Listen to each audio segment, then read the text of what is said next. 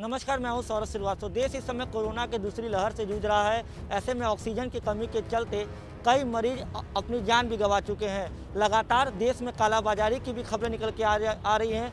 Corona को लेकर के कोरोना के इलाज की जो जरूरी दवाएं हैं और उपकरण, उसकी कालाबाजारी की खबर लगातार निकल के सामने आ रही है। पुलिस लगातार कार्रवाई कर रही है और कालाबाजारी को रोकने के लिए हर सार्थक प्रयास कर रही है। अगर आज देश की राजधानी दिल्ली की बात की जाए तो दिल्ली में भी लगातार इस तरीके की खबरें निकल के आ रही है।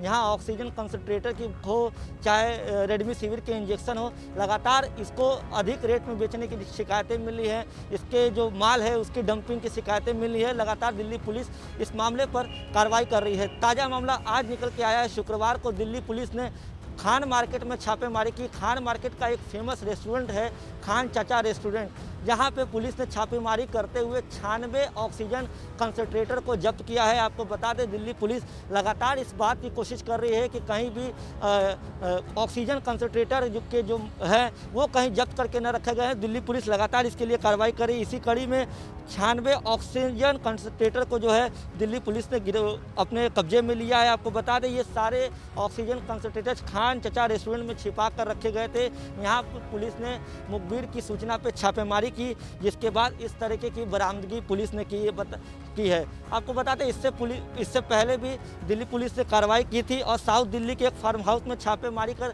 419 96 कंसंट्रेटर को जो है अपने कब्जे में लिया था। लगातार देश में जो कोरोना की स्थिति है वो भयावह होती जा रही है।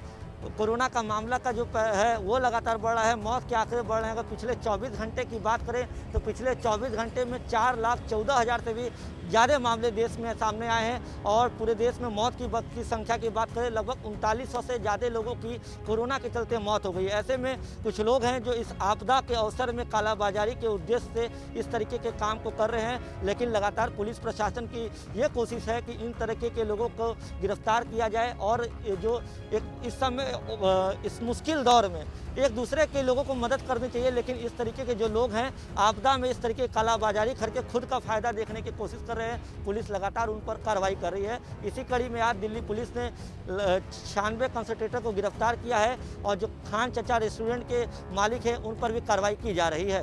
लोधी कॉलोनी थाने में एक मामला दर्ज हुआ था जिसमें 4 लोगों की गिरफ्तारी हुई थी और दिल्ली पुलिस ने 419 ऑक्सीजन कॉन्सेंट्रेटर्स बरामद किए थे।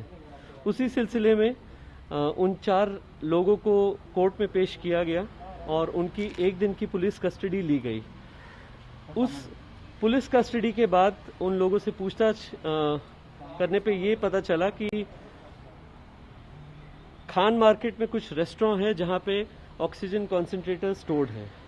कल रात को हमारी टीम ने एक रेड की टाउन हॉल रेस्टोरेंट में, जहां से 9 कॉन्सेंट्रेटर्स और बरामद हुए और उसके बाद हमारे पास और इन्होंने डिस्क्लोज किया कि और भी कॉन्सेंट्रेटर स्टोर हैं।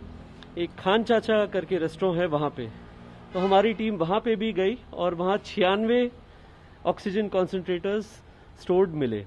Total all in all 524 concentrators की अभी तक रिकवरी हो चुकी है और भी इन्वेस्टिगेशन आगे बढ़ रही है।